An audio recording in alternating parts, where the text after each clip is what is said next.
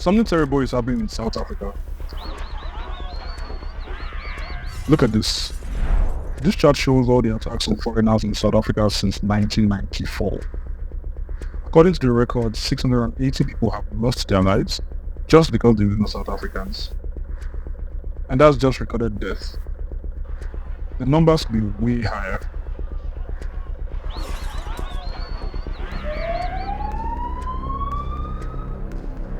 Nigerians, Zimbabweans, Malawians, and other Africans have been the targets of xenophobic attacks in South Africa for the last 30 years. And it doesn't look like this is stopping anytime soon. We don't want a foreigner here. The hate grows stronger every day, and the attackers are becoming more powerful. But why is this happening? How did we get here? And what are we going to do about it? How can a city in South Africa be 80% foreign nationals? Nigeria come what? They coming with the big cars. What they get the man? They're selling drugs. That is dangerous. Why are you in our country? South Africans have surrendered their own city to the foreign nationals. Foreigners must go. We want government to do something about it.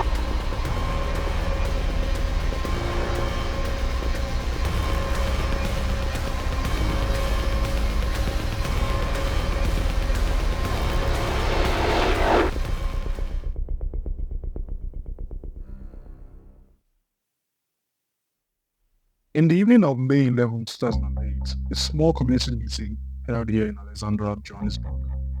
Jacob Mtuli, a community leader, had gathered a small group to figure out why crime was growing in their neighborhood. The attendees were all locals, and they blamed foreigners for the growth in crime and poverty in their community. And as they discussed into the night, tensions started to rise. What started as a small house meeting escalated into a violent street protest that same night. In a few days, the tension spread to Diepsloot Township, Koza, Cleveland, Johannesburg, and other areas within the Guateng province. Violence was unleashed for 11 days straight. Protesters set homes on fire, raided shops, attacked and killed any African on their path who wasn't South African, while shouting, "Kick out the foreigners" in their local language. By the time things cooled down, 62 people were dead. More than 500 shops had been destroyed and more than 100,000 people had become homeless. Up till then, this was the most dangerous xenophobic attack in the history of South Africa. But the tragedy had only just begun.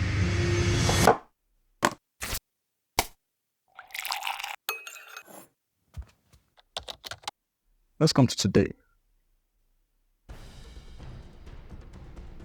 Not long ago, the internet broke when Nigerian South African model Chidinma Adetshina tried to win the 2024 Miss South Africa pageant. South Africans tried to discredit her on the basis of her nationality, and Nigerians were pissed. See, it was ugly. And when it seemed like that was over, the boat war broke out.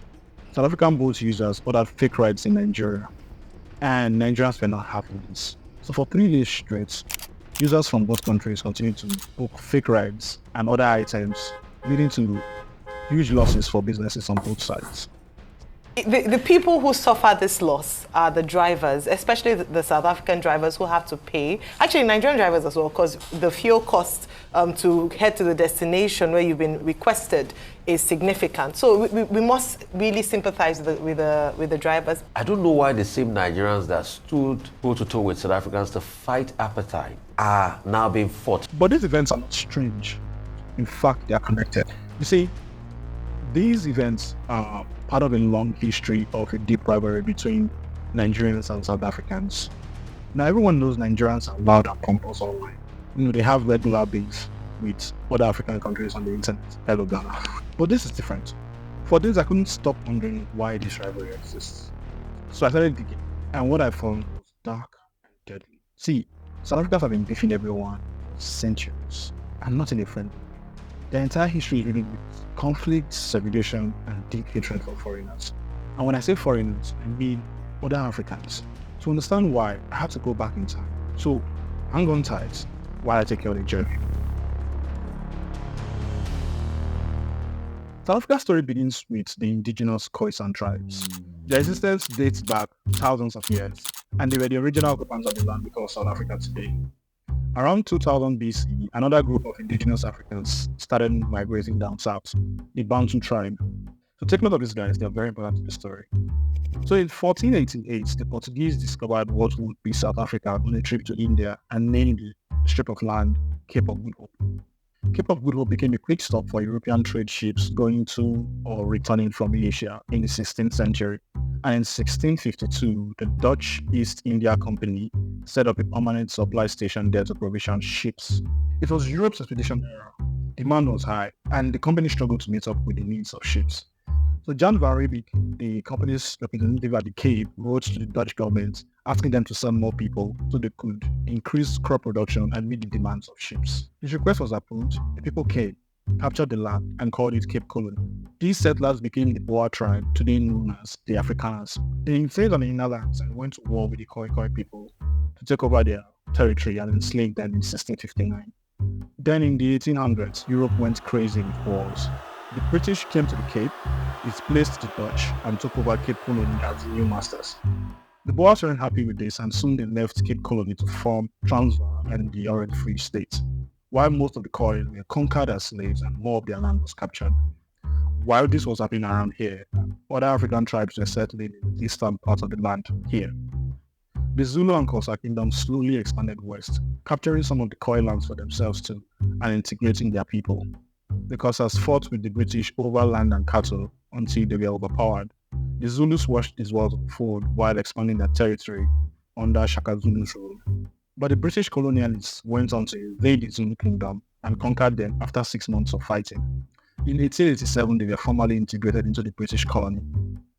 Then came gold. In 1884, around the time the British were at war with the Zulu kingdom, gold was discovered here. The British had a problem. They wanted this gold for themselves, but this land was occupied by the Boers and black South Africans. So you know the English style of diplomacy. They went to war with the Boers.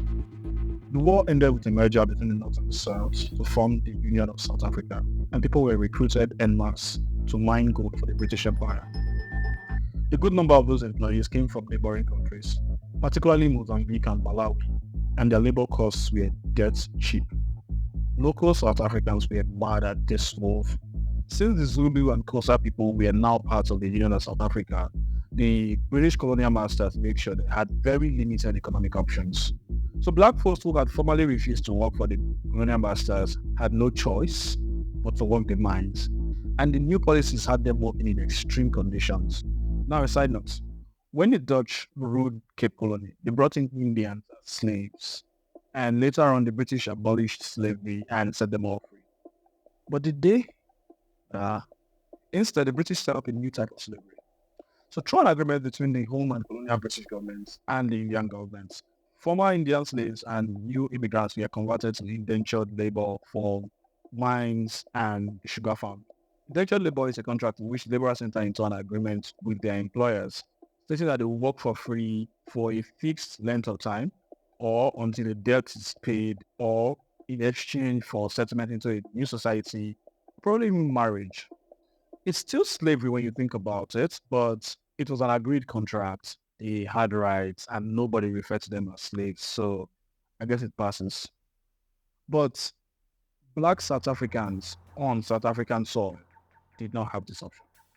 While they weren't openly referred to as slaves, they were still heavily discriminated against, dispossessed of their lands, and impoverished by the actions of the white wealthy class. To make things worse, black South Africans tried to demand for better working conditions, and the mine owners responded by bringing in more workers from Malawi, Mozambique, and Botswana as a fraction of the labor cost. South Africans were mad at this. Up to this point in history, South African land had been encroached by the Europeans, their wealth had been captured by the same people, their own people had been treated as slaves, and their opportunities had been won over by foreign labor. But it was about to get worse. In the early 1900s, the Boer people, boiling over with disdain for British rule, created a party, campaigned, and won the election in 1948. Then came Apartheid. How many, Burger, you believe in apartheid as a way of life? Yes, I do. Why? In South Africa. Why is that, sir? Because the race, which is in a lesser state of development, is by far in the majority here. Also, I believe that it is according to God's will that the white race which is in the majority in this country, should be preserved. In 1914, the Boers created the National Party because they were tired of the British and their BS, and they wanted to take things back to the way they were, absolute Dutch supremacy. See, the Dutch were not exactly under British rule, so they had the rights to contest in elections, and that was what they did in 1948. As you can guess, blacks are not allowed to vote. Once the MP got into power, they implemented an official classification for South Africans: whites, Asians, colored, and Bantu, the blacks, in that exact order. They also established residential areas reserved for whites only and passed laws to keep black South Africans in shanty homelands referred to as Bantu stands. These laws kept black African communities poor, scarcely educated, and defenseless. Soon people began to revolt against these policies, and in many cases, anti-apartheid demonstrations led to countless loss of lives. Things got out of hand in 1960 when 69 people were killed at a demonstration, and that was when the world began to really pay attention. The UN didn't like this, and several member states began to speak against it. One of them was Nigeria. I wish to make our position plain beyond any matter of doubt as regards the African continent. Nigeria didn't only speak against apartheid, they did everything within their power to end it. Abubakar Tafawa pushed for the removal of South Africa from the Commonwealth nations and blocked South Africa's attempts to join the International Labour Organization. In 1967, the Nigerian government launched the National Committee Against Apartheid, following a UN directive. During General Olusegun Obasanjo's regime, Nigeria created the Southern African Relief Fund to send donations to victims of apartheid in South Africa. Obasanjo and his cabinet gave from their salaries to this fund. Nigeria also opened its gates to receive South Africans fleeing for safety and a better life and offered educational opportunities to refugees. Even Nigerians themselves contributed to what was known as the Mandela tax, to the tune of $10.5 million to aid members of the African National Congress, as Mandela's party. That's roughly $58 million today. We should no longer just be outraged. We must act.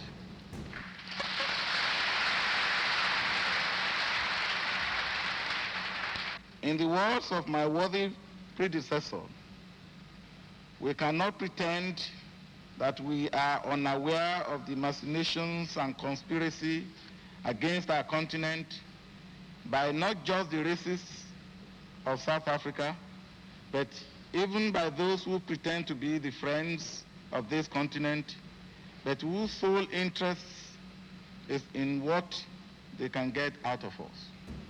The Organization of African Unity, today known as African Union, was formed because African countries were coming together to fight against apartheid in South Africa. Nigeria even refused to sell oil to South Africa for many years, then as a way of protest, and that resulted in a loss of up to $41 billion for Nigeria. We are aware of their continuing struggle and sacrifice and the heroic stand of the youth and students of South Africa. We take cognizance of their potential. The undaunted use of Soweto are the new additional weapons which the system of apartheid has designed. In time, this new weapon will be harnessed with others to destroy apartheid. Eventually, it all paid off. Apartheid was overturned. The ANC won the 1994 elections, got Nelson Mandela into power, and saw a change in South Africa's constitution to make it one of the most progressive in the entire world. And from this point, everything became rosy for black South Africans. They began to grow and recover from their segregation and their own lands, and that was when things really began to go south. From this point on, you're going to hear me use the word foreigners a lot. At all times, I'm referring to other Africans in South Africa. Hundreds of years of deprivation, segregation, and oppression have left a deep dark hole in the soul of black South African communities. When Nelson Mandela came to power in 1994, he quickly realized they had a serious problem. The black majority may have gotten political power, but they still lack economic power due to high rates of illiteracy and lack of skills. So to keep the country running, the government had to call for skilled migrants from all over Africa to come into South Africa. Sound familiar?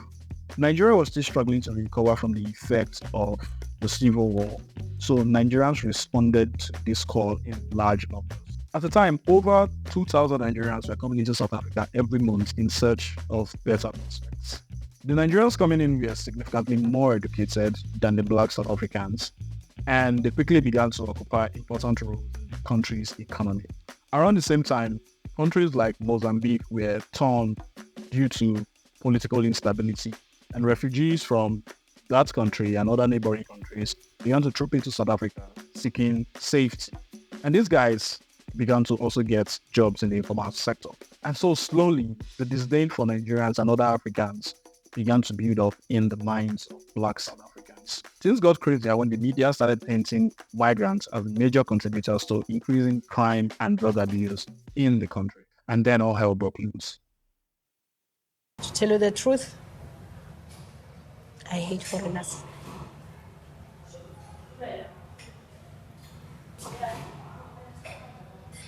I hate foreigners, and the government is doing nothing. Xenophobia has long been a part of South African society. Even during apartheid, there were minor attacks on foreigners. Because of the terrible discrimination South Africans had faced in their own country, they had grown very hateful of foreigners. And after apartheid, the hate became more pronounced. But this is where xenophobia in South Africa is weird. According to history, they were first oppressed by the Dutch, then the British, and finally by the Boers, which are technically the Dutch. But several reports on xenophobic attacks show that black Africans were the primary victims. The first major documented attack was in 2008. Then in 2013, Mido Masia, a Mozambican taxi driver, was dragged through the streets to his death by a police van for blocking traffic. Later that year, 2 Zimbabweans were killed by a violent mob in Johannesburg. Xenophobia wasn't limited to just lower class citizens though. Even the elites were involved. April 2016, violence broke out in Durban after the Zulu king, the late King Goodwill Zwelithini, said, quote, "Foreigners should pack their bags and go back to their countries." That week, shops were looted, African immigrants were maimed, with the claim that they were stealing jobs and perpetrating crime. In 2019, while foreign truck drivers in South Africa were being chased out of the job with messages like this, the late rapper, aka, posted a distasteful tweet that led to an uproar on X, formerly Twitter. And then in 2020, this man had a bright idea. Before the pandemic year, Lux had been involved in local community activism against crime and economic hardships, but soon he saw an untapped niche in national activism and decided he was going to make his mark. So he launched the Operation Dudula movement. Quick background for people at home. Operation Dudula is a group of concerned military veterans who partnered with the community to come together and fight social ills, economic ills, political ills, to Dudula, everything that is not right in our communities in terms of the law. And at the center of most crimes, you find illegal foreigners, and that's why it seems as if the only target is illegal foreigners when it's not. However, it is the priority target. Operation Dudula started as a grassroots movement advocating against illegal immigration in South Africa. But as it grew, it evolved into a xenophobic front with an agenda to chase out immigrants from South Africa. They claimed their whole movement was built around immigrants getting documented, but in reality they were building a kind of civilian army. Patrol streets, raid businesses, confront foreign nationals on the streets and intimidate them. And sometimes they got violent.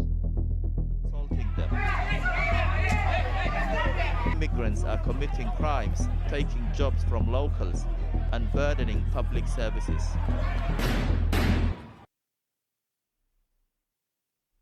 In April 2022, a Zimbabwean man, Elvis Newton, was stoned and set on fire in deep suit, right in front of his wife and children.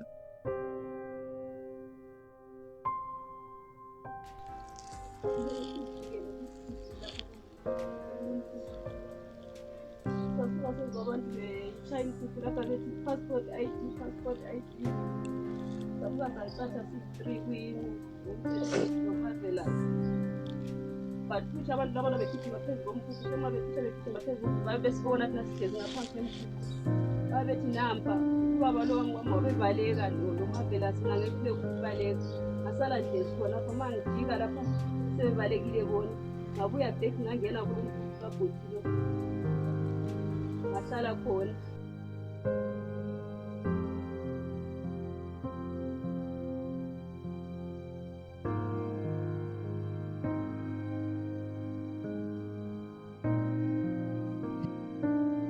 He was one of the many victims of the Operation Dula movement.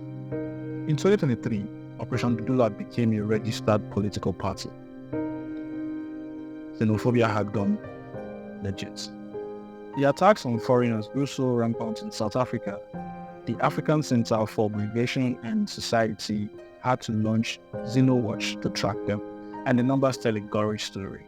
Over the last 30 years, there have been over 1,100 attacks, and 680 people have lost their lives, Black African lives mostly. South Africans believe that foreigners are responsible for all the bad stuff going on in their country, and that to them justifies being violent to people from other countries. But is that the truth? Let's see what the facts say.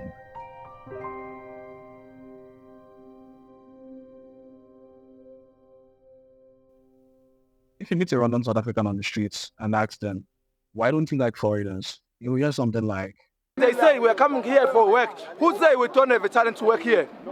Many people of here in South Africa are suffering. Other one, they're killing our people, youth, and they're selling drugs.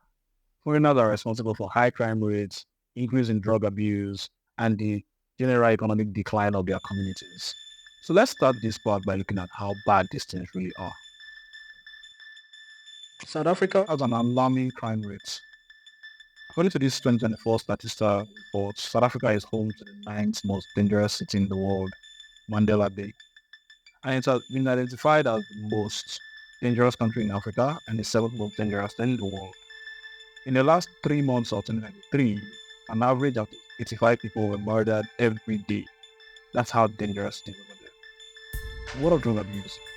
According to a report by the International Journal of Drug Policy, by 2017, the use of illicit drugs by South Africans had grown to 10% from less than 2% in 2002. Going by that growth rate, in 2024, it should be around 8% or more. Drug abuse among teens has been on a steady climb since the early 1990s, and today it's a full-blown pandemic. And the local economy is crazier. According to this 2023 Statista report, South Africa has the highest income inequality distribution in the world. The top 20% of the population earns up to 70% of the national income, while the bottom 40% earns just 7%. This other chart shows how the rate of unemployment has grown over the years, recording an all-time high in the last 2 years. More than 20% of the country's population survive without $2 daily. And the poorest region, Eastern Cape, is where Mandela Bay, the most dangerous city, is located. Coincidence? You tell me. So, we agree that the social situation in South Africa is critical, but are foreigners to blame? According to the 2022 National Census, there are 62 million people living in South Africa. Of this number, only 2.4 million are foreigners. That's around 4% of it. It sounds odd that this 4% is responsible for all things evil in South Africa. Okay, slow down. Let's assume for a moment that that doesn't count, and it's definitely possible for this 4% to disrupt the lives of the Black majority in South Africa. Yeah, for a moment. Is that really what's happening though? In 2010, the Center for the Study of Violence and Reconciliation released this report from its study they did for the South African government. They came up with a list of 9 different causes of violent crimes in South Africa, and foreigners were not on that list. The rhetoric that foreigners are responsible for crime in South Africa has been fueled by state actors and the media over the years. And it makes sense because if people are busy blaming foreigners for their problems, then the leaders can get away with neglecting their duties very easily. An earlier study by Jonathan Crush, professor of international policy and governance and the director of Southern African Migration Program, showed that the media was exaggerating this level of involvement of foreigners in crime. To illustrate how much influence state media has on xenophobic attitude in South Africa. Rush quoted another research by David McDonald and Sean Jacobs. And this paper stated that up to 44% of media outlets in South Africa were anti-immigration and non-analytical in their reporting. So basically they spoke negatively about immigrants and also used bogus figures for their reporting. In 2017, the Guateng police chief released a statement saying that over 60% of criminals arrested in the province were foreigners. This statement contradicted the stats provided by the Minister of Justice and Correctional Services that same year. According to him, only about 7.5% of inmates in South Africa were foreign nationals. So what's the truth? Well, it depends on who you ask. But from what I see, there are foreigners involved in criminal activities and operations across South Africa. But these guys are in the minority. The media and state actors with ulterior motives exaggerate their level of involvement to create chaos. Sadly, the strategy works. When I was advocating for Operation Tutola, it was simple. The institution, the movement was fighting against undocumented foreigners committing crime in our country because we can't hold them accountable. And it's just too much. The stats say it is not my opinion. And when it moved to, we are now fighting all foreigners, I said, meeting, I'm not going to be part of nonsense, because if you're fighting all foreigners, you're talking nonsense. And I was like, I'm not going to allow that. And what's the people that are suffering the most happen to be African foreigners, by definition, because they are the closest to home. You don't find a Chinese guy chilling in Tembisa. You find a Mozambican and you find Aotearoa Tetsuang Malawi, Tetsuang Bozim, and so forth chilling there. So as soon as you introduce that culture and you condition our people to saying, to hell with foreigners, all of them, then we are saying that there must be a battle in our townships. There must be fights. We must kill each other. We must just talk nonsense about each other. And I couldn't stand there and advocate for that nonsense. And another plan that I hated was to convert Operation Tutola into a political party. So all these numbers, at some point, were going to be converted into politics, and the guys would get into politics using the numbers that we've brought into the institution and the movement. And I addressed that. I said, I can't now join the problem that has abused this continent for many, many years. In the last few weeks, I've learned that xenophobia in South Africa is based on deep-seated feelings of mistrust and anger due to several years of oppression. In simple terms, it's a trauma response. So I get it. But I guess it's better if South Africans looking to find solutions to the issues in their society and also hold their leaders more accountable. Foreigners are not blameless though. At the very least, if you're going to enter someone's country, you should do it the right way, legally. But no matter the case, if there are differences between locals and foreigners, it shouldn't end in violence. Nah, there should be a better way. What do you think?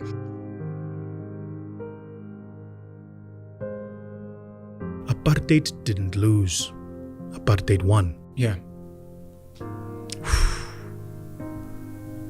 Apartheid didn't lose.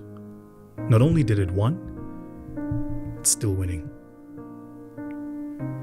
The project of apartheid was not only about the exploitation of the many for the few. It wasn't just about making black people believe they were inferior. The more insidious project in apartheid, its most successful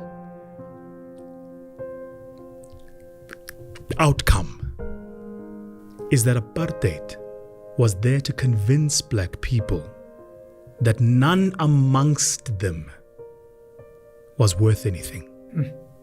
Kungako today, isitha somuntu omnyama, umuntu omnyama, umuntu ozodiliza inkampani yomuntu omnyama, umuntu omnyama, umuntu ozokuframe, umuntu omnyama, umuntu ozokufaka ejele ngenzondo, umuntu omnyama, umuntu ozokubamba ngenhliziyo athi sobona ukuthi uyophele laphi, sure, ngumuntu omnyama.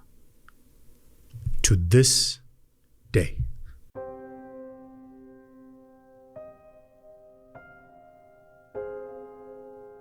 So it's precisely 12 midnight right now, and I am exhausted. But I just want to say I really appreciate you for being here up to this point in the video, watching it to the very end. In every new YouTuber's fear is that nobody sees and appreciates their work. But you gave me the courage to go on, so thank you so much. So if you enjoyed the video, like I know you did, please like so other people can see it, and then also like subscribe to the channel, because I'll be coming to you with a lot more Africa focused documentaries like this, and you don't want to miss any one of them. For my next video, I'll be diving into Nigeria's episode of Xenophobia, and yeah, it's already looking very interesting. So subscribe, and I'll see you. Okay, peace.